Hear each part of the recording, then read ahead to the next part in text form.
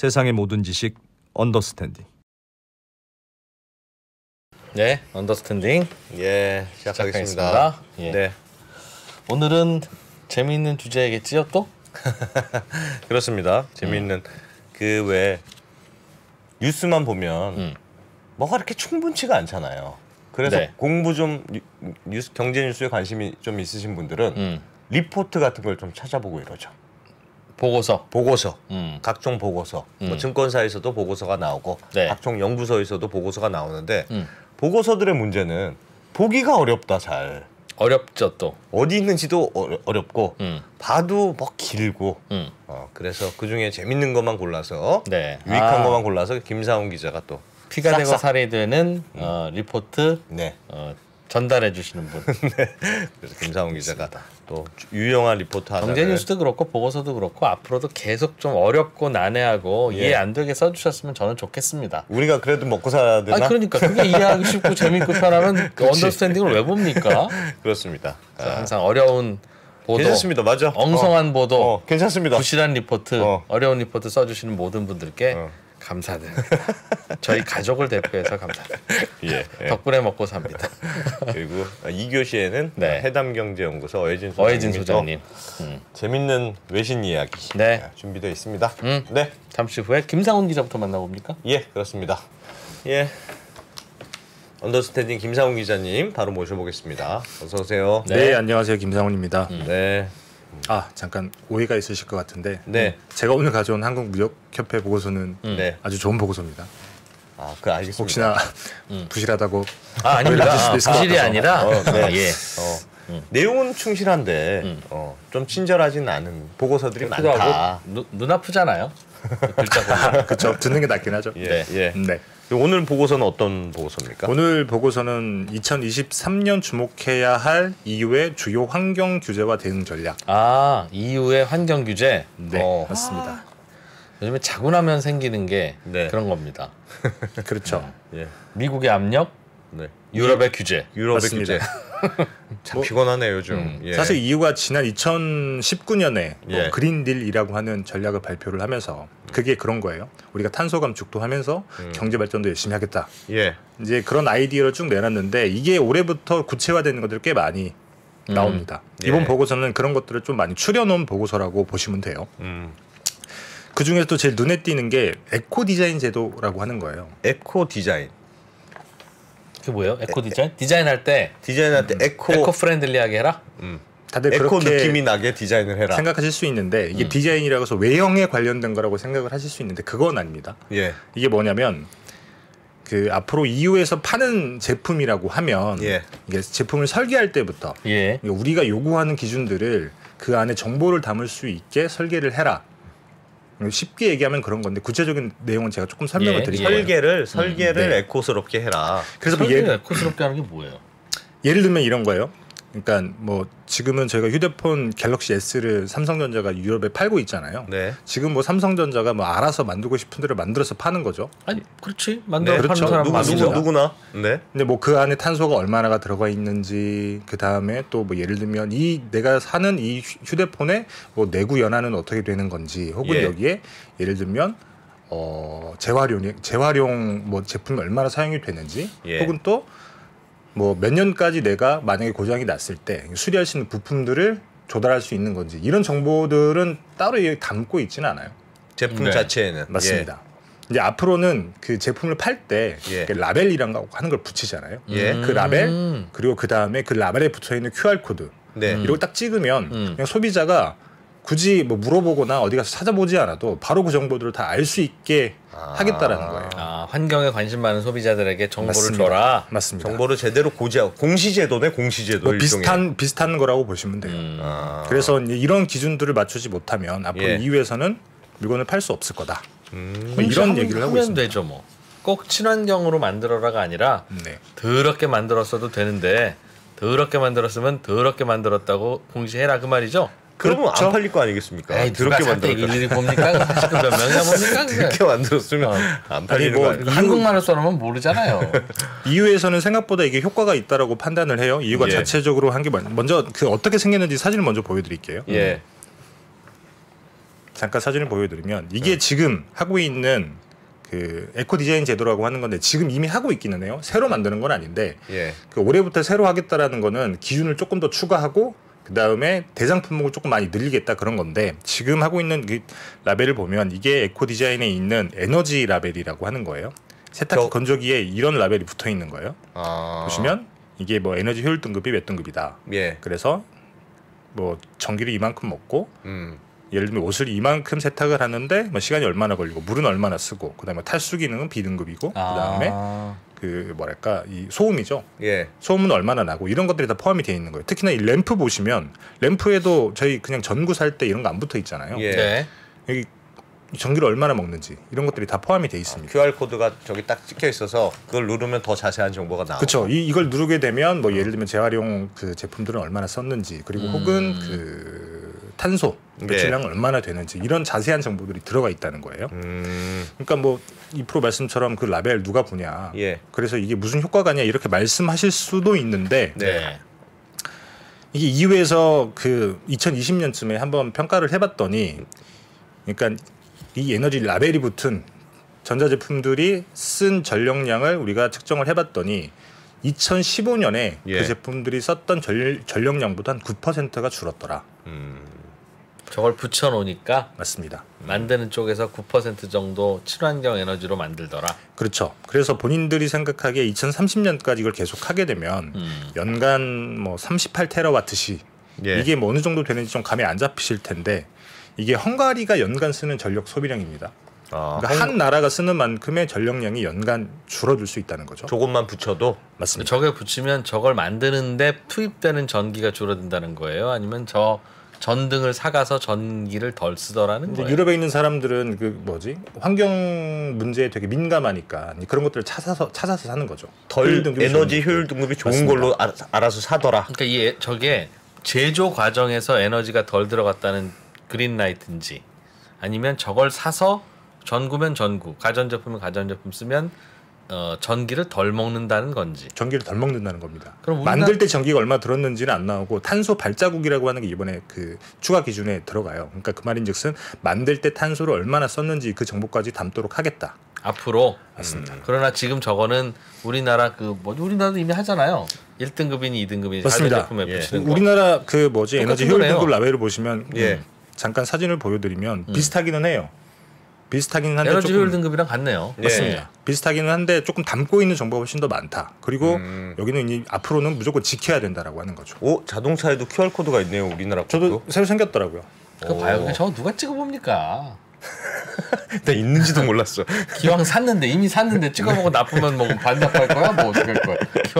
사야 찍을 수 있는 거잖아요. 예. 그래서 뭐 저는 처음에는 뭐 이 기준을 넘으면 안 된다. 예. 뭐 이런 걸 줄 알았는데 그건 아니고 일단 소비자에게 충분한 선택권을 준다는 거죠. 어쨌든 맞습니다. 그런 정도의 간접적 부담을 준다. 그렇죠. 뭐 알겠습니다.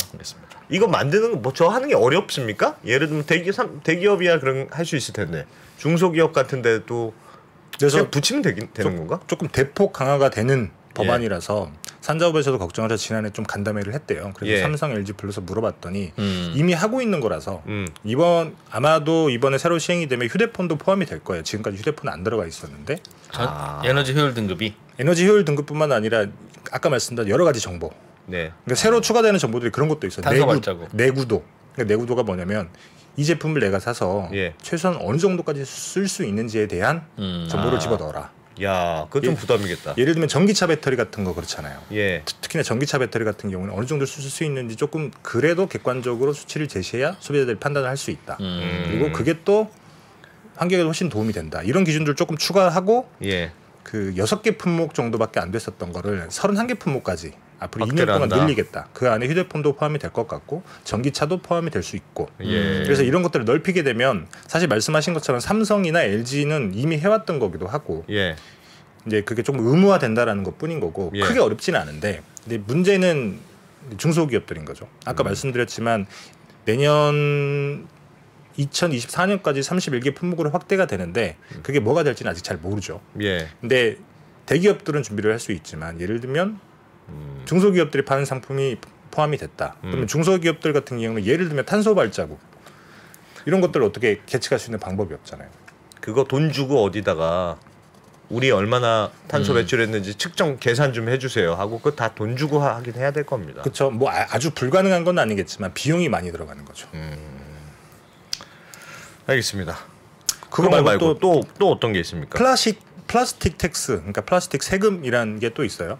여러분들 뭐 많이 들어보신 분 있으실 것 같은데 이유가 2021년부터 포장재 플라스틱, 예를 들면 비닐봉지, 예. 그 다음에 저희 뭐 배송할 때 쓰는 뭐 비닐 뭐라고 하죠? 완충제, 예. 이런 플라스틱 포장재에 대해서 각 회원국한테 부과금을 부과하고 있습니다. 그래서 예를 들면 1kg당 0.8유로 한 예. 1,100원 정도가 되는데 그래서 프랑스에서 뭐 예를 들면 100톤이 나왔다. 예. 그만큼의 부과금을 프랑스에 부과를 하는 거죠. 그러면 프랑스가 그 돈을 EU에 갖다 내는 거예요. 그럼 그 EU는 그 돈을 뭐 세금처럼 받아서 이제 EU를 위해서 쓰는 건데 네. 행정 부담금 같은 거네요. 예. 맞습니다. 근데 지금까지는 이걸 각국 정부들의 회원국들이 대부분 본인들 재정에서 이제 돈을 내왔던 거예요. 예. 근데 지난 1월 1일부터 스페인이 이 부과 대상을 기업으로 직접 바꿉니다. EU 니네가 기업한테 직접 뜯어가 우리한테 이제 본인들이 달라고 하지 받아가지고 말고? 내겠죠. 그럼 결국 기업들이 내야 되는 돈이 된다. 맞습니다. 플라스틱을 많이 쓰면 많이 쓸수록. 그렇죠. 진작 기업들이 내도록 해야지 정부가 내면 기업들은 아낄 이유도 없고 그걸 왜 그동안 그렇게 했대요? 뭐 저도 왜 이렇게 했는지까지는 잘은 EU에서는 모르겠는데 기업들한테 직접 거둘 방법은 없으니 그냥 국가에서 내. 국가한테 내라고 하면 국가도 자기들도 버티다 기업들한테 걷겠지. 걷는 방법이야 그들이 알아서 할 거고.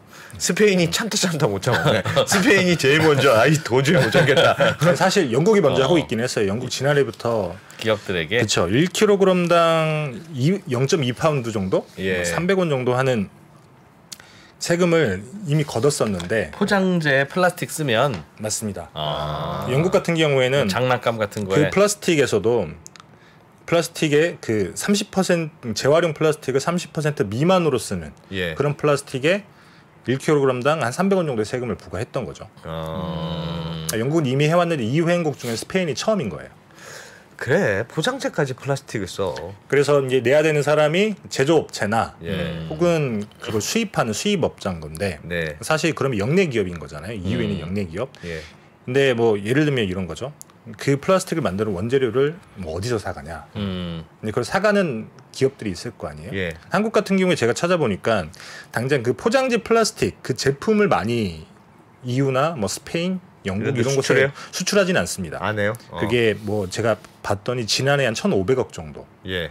근데 플라스틱을 만드는 원재료 이거는 예. 굉장히 수출을 많이 해요. 아. 그래서 지난해 한 71억 달러, 9조 원 정도가 되는 거죠. 예. 스페인에는 한 4,300억, EU엔 영국에는 한 3,500억. 물론 이 플라스틱 원재료가 다 그 포장재 플라스틱을 만드는데 들어가는 건 당연히 아니겠죠. 예. 조금 거기서 발라봐야 되는데 어찌 됐든지 간에 우리나라 화학기업 같은 경우에는 거기에 그 포장재 플라스틱을 만드는 원재료를 수출을 한다고 하면 중간재료 수출한다고 하면 그만큼 원가 부담으로 작용을 할 수 있다는 거죠. 포장재가 덜 쓰이게 될 테니까. 맞습니다. 그럼 종이로 하라는 덜 뜻인가요? 쓰이게 진짜? 될까요? 플라스틱 포장을 뭘로 바꿀까요? 뭘로 바꾸죠? 종이로 바꾸죠. 그 종이는 나무로 베야 되는데? 그러니까 제가 늘 말하잖아요. 친환경은 소비를 안 하는 방법밖에 없다. 근데 소비 제일 많이 하는 유럽이 예. 그걸 가지고 친환경 하면 된다. 당신들이 화장품 안 사고 장난감 안 사면 되는 걸 네. 장난감은 쓰고 싶고 포장재는 민망하니 포장하지 말라고 그러면 네. 그 포장을 왜 합니까? 장난감 때문에 한 건데. 네. 근데 장난감을 안 쓰면 되잖아요. 어떻게 해야 되지? 뭘로 바꿀 수 있는지 모르겠네. 플라스틱을 안 쓰면. 그래서 쇠로 안 하면 쇠? 그래서 최선의 결과가 그거였을 텐데 예. 저렴하니까. 근데 플라스틱으로 못하게 하거나 부담금을 늘리면 유리나 나무로 다시 돌아가야 되나요? 어떡하지?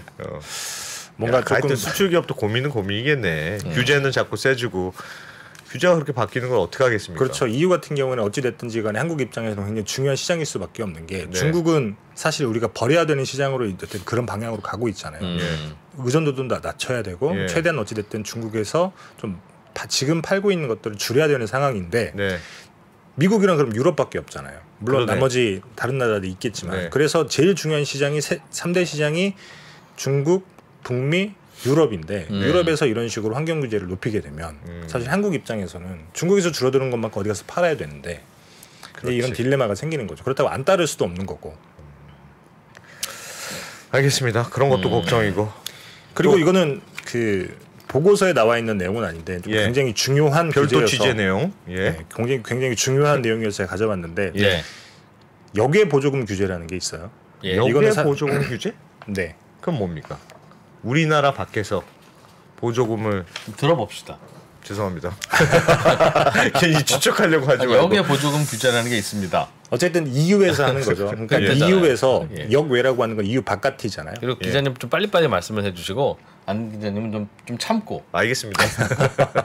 좀 기다리고 좀 빨리빨리 해주고 파이트. 이게 일종의 미국을 조금 견제하겠다라고 하는 거예요. 이게 지난 5월에 법안 초안을 발표를 했고 이제 네. 시행까지는 4달밖에 안 남았습니다. 근데 EU 입장에서 이런 거예요.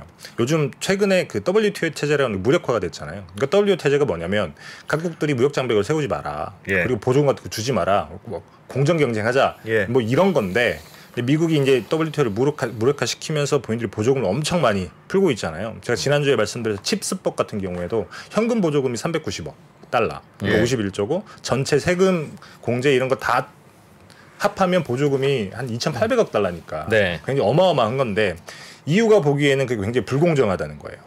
왜냐하면 EU는 환경 규제 이런 것들 되게 높은데 그러니까 뭐 보조금이나 이런 것도 많이 주지도 않고 글로벌 룰을 따르려고 하는데 예를 들면 미국 가서 보조금을 그러니까 뭐 정확한 예는 아니지만 지금 삼성전자가 미국에 예를 들어서 삼성전자가 미국에서 보조금을 받아서 반도체 공장을 지으려고 하고 있잖아요. 예. 여기서 보조금을 받아서 반도체 공장을 지었다고 하죠. 예. 그럼 반도체를 예를 들면 유럽에 수출을 한다. 거기서 만든 반도체를. 근데 없기는 하지만 경쟁자가 예를 들면 유럽에도 반도체를 만드는 제조업체가 있다고 해보죠. 예. 그럼 이 둘 사이의 가격 경쟁력에서 사실 삼성전자가 앞설 수밖에 없잖아요. 보조금을 받았으니까. 그렇죠. 네. 그래서 니들이 보조금을 받아서 우리 시장을 교란하고 있는 걸 왜곡하고 있는 거다. 네. 이건 우리가 참을 수 없다. 그래서 예를 들면 유럽에서 EU에서 뭐 기업을 인수합병을 하거나 혹은 유럽의 공공조달 시장이 굉장히 크잖아요. 예. 그 공공조달 시장에 니네들이 들어와서 물건을 팔 거면 여구에서 받은 보조금 직전 3년간 여구에서 받은 보조금을 우리한테 신고를 해라. 예. 그리고 이미 조달 시장에 참여해 있다고 하면 예. 앞으로 받을 보조금도 사전에 신고를 해라. 예. 그래서 우리가 봤을 때 니들은 우리 시장을 왜곡하고 있구나라고 판단이 되면 기업 인수합병도 못하게 하고 공공조달 시장에서 퇴출시키겠다는 거예요. 미국 보조금 받은 기업은 다른 나라에 하여튼 유럽 이외에서 보조금 받은 데들은 맞습니다. 보조금 받은 거에 대해서 페널티 주겠다. 보조금 받았다라는 행위로 페널티를 주겠다는 건 아니고 예. 본인들이 보기에 니네들이 받은 보조금으로 우리 시장에서 조금 불공정하게 경쟁을 하고 있구나. 그러니까 니네들 원가 경쟁력에 도움이 돼서 그 보조금만큼 싸게 팔고 있다고 우리가 판단을 하면 물론 당연히 그렇겠죠. 예. 그러니까 당연히 그게 그러겠죠. 페널티지. 어쨌든 그 행위 자체로 페널티 주겠다라는 건 아니니까. 알겠습니다. 그리고 또 내가 판단하겠다는 거네요, 그냥. 맞습니다. 내가 기분 나쁘면 문제 규제할 삼고, 거야. 아니면 말고. 거기까지만 해도 꽤 굉장히 센 규제인 건데 예. 하나가 더 있어요. 또 하나는 뭐냐면 M&A를 하든 안 하든 혹은 그 공공조달 시장에 참여를 했든 안 했든 네. 외국에서 얘네들이 보조금을 받아서 우리 시장을 왜곡하고 있다고 우리가 판단이 들면 직권 조사를 하겠다. 뭘 조사합니까? 그러니까 보조금 받은 보조금 게 받았는지 안 받았는지. 그렇죠. 받았는지 안 받았는지 받아서 니들이 그것 때문에 가격 경쟁에서 우위를 점했는지 안 했는지 판단을 해서 이제 우리가 제재를 하겠다는 거죠. 야. 보조금도 함부로 받지 말라는 거네. 근데 유럽의 마음도 이해는 되는 게 원래 뒤에서 보조금 주는 게 반칙이잖아요. 원래는 그렇죠. 그죠? 맞습니다. WTO의 정신에 따르면 그렇죠. 애시안 문제 엄마가 대신 풀어준 거지. 보조금 주면 세상에 못할 게 뭐가 있습니까? 맞습니다. 그래서 유럽은 명분을 쥐고 있기는 해요. 네. 근데 문제는 뭐냐면 미국 기업은 뭐 저울질할 수도 있겠지만 예. 사실 한국 기업들은 우리는 팔아서만 살아야 되잖아요. 예. 내수가 없으니까. 예. 아까도 말씀드렸지만 중국에는 더 이상 시장을 넓히기가 어렵고 네. 미국이랑 둘 중에 하나인 건데 그러면 EU에서 팔려고 미국에서 보조금을 안 받을 수도 없고. 예.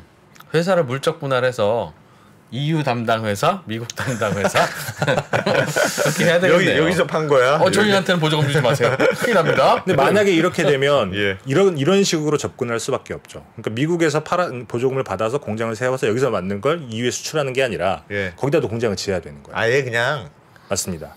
그러면 이것도 유럽에도 야 미국에만 공장 짓냐? 우리도 땅 있다. 그런 거죠. 그리고 어찌 됐든지 간에 이 보조금이라고 하는 게 원래는 중국이 그런 걸 많이 썼다가 굉장히 미국과 EU한테 지탄의 대상이 됐었는데 이제 미국까지 저러고 있으니 우리라도 네. 뭔가 지켜야 되겠다라는 명분도 가지고 있기는 하죠. 야 참 공장 지어야 될 곳이 많군요. 그러니까 다들 이제 점점 가난하고 힘들어지니까 생기는 거예요. 곳간에서 인심 난다고. 예. 피곤하고 어려워지니까 이제 평화고 나발이고 환경이고 공정이고 모르겠고 일단 우리부터 살고 보자. 예. 다들 그러는 거죠. 미국이나 유럽이나 뭐 그런 것 같습니다. 그렇죠. 그리고 사실 보조금이라고 하는 게 어떻게 보면 다른 나라에 있는 공장을 뺏어오는 거잖아요. 예. 유럽이 가장 싫어하는 게 그런 거거든요. 이번에 조금 소개해드릴 환경문제가 또 뭐가 있냐면 탄소 국경 조정 제도라는 게 있습니다. 예. 이것도 유럽이 굉장히 화가 나는 것 중에 하나가 유럽은 아까 말씀드렸던 환경 문제가 굉장히 높아요. 예. 그래서 탄소를 많이 배출을 하면 그만큼 기업들이 비용을 많이 지불을 해야 된다는 거예요. 네. 근데 기업 입장에서는 그러면 내가 굳이 여기서 탄소 비용을 지불해가면서 뭐하러 이렇게 예. 비싸게 만드냐. 그냥 제3 다른 나라 개발도상국 가서 다른 예. 나라 가서 만들어서 싸게 수출하면 만들어서 되지. 여기가 들고 들어오면 되지. 예. 이것 때문에 되게 유럽이 골치 아파했는데 예. 그래서 탄소 국경 조정세를 만든 이유가 뭐냐면 니들이 밖에 나가서 그렇게 싸게 만들면 우리 시장 들어와서 팔 때는 그만큼의 버퍼는 우리가 세금으로 매기겠다. 예. 그래서 국경 조정세라고 하는 거거든요. 예. 이런 것들을 계속 하고 있는 건데 보조금도 똑같은 맥락인 거죠. 보조금 준 만큼 세금 뗄 거야. 그렇죠. 보조금 뗀 만큼 세금 뗄 게 아니라 보조금 준 만큼 우리가 니네들에게 페널티를 줄 거야. 그러니까 뭐 니들이 선택을 해든가 혹은 여기 와서 공장을 짓든가. 내수 시장이 있어야 된다니까 제가 늘. 근데 그게 유럽한테는 좋을지 모르겠어요. 그러면 유럽 소비자들은 똑같은 거 하나 하려고 해도 비싼 거 가격을 해야 될 거 하는데. 아니겠습니까? 네. 똑같은 인형인데 그냥 약간 환경오염 무시하고 만든 중국산 인형하면 15,000원이면 하는 걸 유럽에서 만들면 8만 원, 9만 원 할 텐데 그럼 안 팔리겠죠, 당연히. 그래서 사실 집행위에서 이런 걸 하겠다라고 하는 의사결정이 나온 것들은 사실 밑에서부터 네. 민주주의 제도니까 그런 걸 하겠다고 하는 사람들이 지지를 받고 집행위원회를 꾸리고 그런 사람들이 의사결정을 하는 거니까 사실 유럽인들 입장에서는 조금 비싸더라도 나는 지구를 위해서 이렇게 착한 소비를 하겠다라고 하는 게 어느 정도 공감대가 형성이 돼 있는 거죠. 소비를 안 하면 된다니까요. 인형 안 사면 되는데. 불만들은 없습니까? 이유가 이렇게 혼자 뭐 물론 혼자는 아니지만 규제를 이렇게 자꾸 높이는 거에 대한 불만들은 사실 없습니까? 환경 규제에 대해서는 그렇게 큰 불만이 있는 것 같지는 않고 그냥 따라가는 추세이기는 한데 예. 이 역외 보조금 제도 같은 경우에는 굉장히 불만이 많아요. 미국 기업들도 뭐 당연히 그렇겠죠. 예. 그다음에 뭐 일본, 그다음에 한국, 인도, 그러니까 EU에 수출을 굉장히 많이 하는 국가의 기업들은 굉장히 큰 불만이 있어서 최근에 그런 기업들이 다 모아서 성명서를 냈어요. 이거 말이 예. 안 된다. 뭐 어떻게 이렇게 하냐. 경영 부담이 너무 크다라고 성명서를 내서 뭐 그 파견돼 있는 한국무협에 있는 그 지부장, 예. 지부장이 한번 인터뷰를 한 게 있더라고요. 예. 그래서 너무 이렇게 기업들이 세게 얘기를 해서 예. 뭐 조금 그 뭐랄까 물러설 수 있는 여지도 있는 것 같다. 그래서 그 뒤에 나왔던 멘트 중에 하나가 또 뭐냐면 그 WTO 같은 뭐 국제적인 글로벌 합의가 있다라고 하면 우리가 이거 폐기할 수도 있다라고 가능성은 얘기는 했는데 예. 사실 WTO가 다시 만들어질 거라고 저는 생각은 안 하거든요. 그 말인즉슨 아마도 이렇게 가지 않을까라고 하는 게 저의 판단이긴 합니다. 힘드네요. 힘드네. 전 세계에서 열심히 변화를 잘 따라가는 수밖에 없겠네요. 그럼. 그렇죠. 근데 기업들 입장에서는 굉장히 피곤한 것들이 많아지는 그건 거죠. 하지. 뭐 예를 들면 이런 것도 있습니다. 공급망 실사 제도라고 하는 거예요. 이것도 되게 좀 말이 좀 어려운데 공급망. 예. 올해 하반기쯤에 아마 최종안이 나올 것 같은데 그리고 시행이 될 것 같은데 이유가 또 ESG를 굉장히 중요하게 생각을 하잖아요. 예. 그래서 역내에 있는 기업들은 다 규제를 받고 있는데 또 똑같이 역외에 있는 그러니까 유럽 바깥에 있는 기업들은 다른 규제를 받고 있으니 이게 또 불공평하다라고 생각을 하는 거예요. 예. 그래서 예를 들면 BMW가 이런 걸 합니다. 매년 한 2,300개 정도는 협력사들 실사를 다 해요. 니들이 뭐 인권 문제라든지 혹은 예. 환경오염 문제라든지 뭐 중대재해 문제라든지 잘하고 이런, 있는지? 그쵸. 이런 것들 다 실사를 하고 괜찮다고 하는 애들만 계속 계약을 하는 거고 예. 니들은 문제가 있네라고 하면 계약을 바로 끊어버립니다. 그래서 BMW 같은 경우에는 지난 한 직전 3년 동안 연 평균 한 150개씩 그러니까 총 450개 정도랑 계약을 끊어버린 거죠. 예. 와. 그리고 뭐 지멘스도 비슷한 맥락의 제도를 하고 있고 이거는 유럽 기업은 아니지만 뭐 애플이나 GE 같은 경우도 비슷한 맥락의 그 제도를 시행을 하고 있는데 이건 예. 기업들이 본인들 팔리시로 하는 거라서 큰 문제가 되진 않는데 네. EU에서 이걸 전체 제도 차원에서 만들겠다고 얘기를 한 거예요. 의무화. 아. 유럽에서 팔려면 아니면 유럽의 기업들은 그러니까 유럽에 있는 기업의 물건을 납품을 하거나 EU에 직접 하려면? 팔거나 이런 경우에는 이제 본인들이 EU 외 기업임에도 불구하고 그걸 사가는 그러니까 예를 들면 알겠습니다. 삼성전자가 반도체를 팔려면 유럽에 있는 기업과 계약을 맺겠죠. 반도체를 사가는 기업과. 예. 그러면 삼성전자가 ESG를 잘 지키고 있는지 그걸 사간 유럽에 있는 기업이 실사를 하는 거예요. 그러니까 완제품뿐만 아니라 부품도 다 잘 맞습니다. 지키고 있는지 보겠다. 모든 걸다 부품 보겠다는 공급업체도 그 그래서 뜻이네요. 맞습니다. 우리 규제를 잘 지키는지는 우리 시장에서 꼭 팔지 않더라도 바깥에 있는 기업들 다 똑같이 지켜야 된다. 그렇게 계속 그 규제의 영역을 넓히고 있는 거죠. 깐깐하네. 구멍을 다 막겠다는 뜻 같네요. 그동안은 대충 조금 구멍이 약간 규제가 엉성했다면 막혔던 구멍들을 다 메워서 꼼꼼하게 하여튼 다 안 걸리는 놈들이 없게 하겠다. 협력사로부터 납품받은 부품들까지 맞습니다. 친환경으로 만들게 하겠다. 지멘스 같은 경우에는 뭐 굳이 1년 계약 끝날 때까지 기다리지 않고 바로 계약을 해제해버린다고 하더라고요. 그럼 파급력이 좀 있을 것 같은데. 그래서 이거는 기업들이 굉장히 조금 걱정을 하고 있기는 한데 예. 유럽 같은 경우에는 사실 미국과 조금 달리 조금 뭐랄까요? 조금 여지를 준비할 시간을 준다고 해야 될까요? 예. 그러니까 올해 10월부터 이게 올해 10월부터 시범 도입 기간. 예. 시범 도입 기간이어서 이게 당장 조금 완벽하게 실행이 될 때까지는 조금 시한이 좀 남아 있습니다. 아까 말씀드렸던 탄소 국경 제도 같은 경우도 마찬가지로 시한이 조금 남아 있고 완벽하게 실행이 될 때까지는 미국처럼 지난해 만들어서 올해부터 시행 이렇게는 하지 않거든요.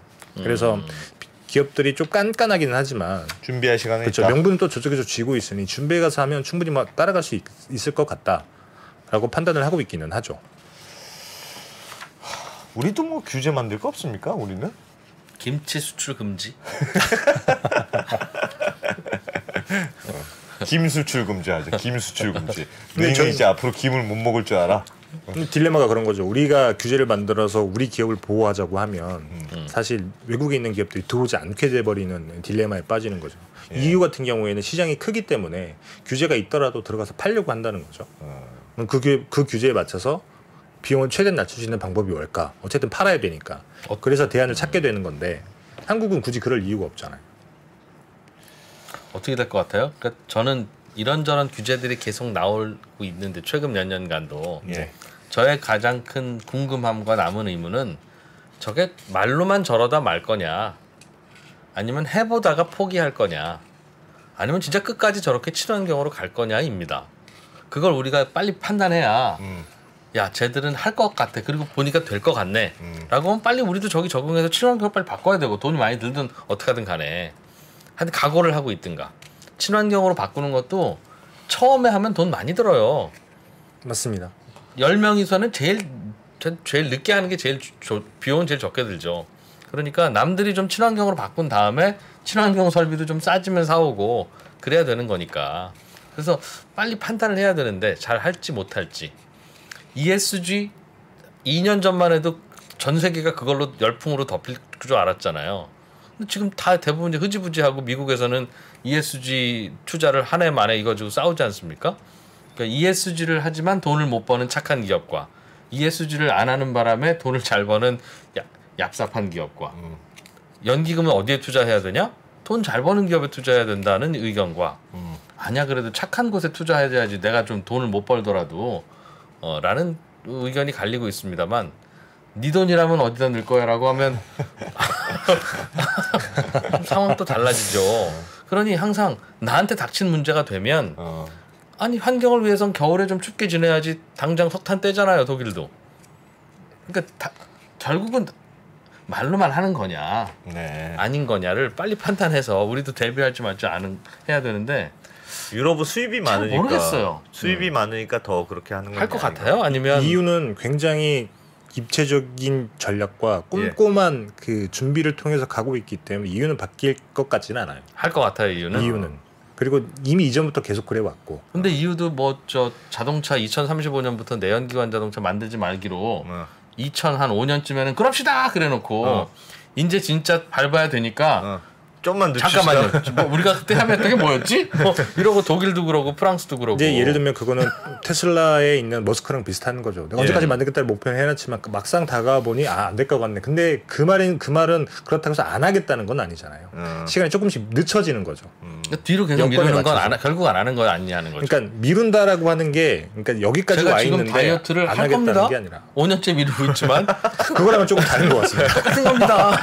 그거랑 조금 다른 것 같습니다. 알겠습니다. 안 하는 거지, 알겠습니다. 그게. 알겠습니다. 뭐 예를 들면 일주일 뒤까지 내가 뭐 10kg를 빼겠다고 했는데 네. 7kg를 뺐다고 해서 7kg를 뺀 뒤에 나머지 3kg를 시간을 조금 늦추는 거랑 아예 그냥 그게 근데 안 하는 오히려 거랑 다른 거니까요. 그거에 따라 달렸을 것 같아요. 유럽이 이거 규제를 하는 게 자기들이 칼자루를 쥐고 있고 오히려 수입하는 거에 대한 이니셔티브를 갖고 있으면 강하게 하는 거고. 그렇죠. 그게 자기들이 아프지 않으면 하는 거고. 자기들이 아플 것 같으면 이번에 안 하는 러시아처럼 거고. 가스가 모자라고 이런 경우는 조금 늦추고 그리고 뭐 그렇게 되겠죠. 유럽 입장에서는 이런 규제들이 중요한 이유가 뭐냐면 규제가 센데 자꾸 밖으로 나간단 말이에요. 국내에 있는 기업들이. 네. 최근에 그 칩스법 때문에 많이 가기도 했잖아요. 네.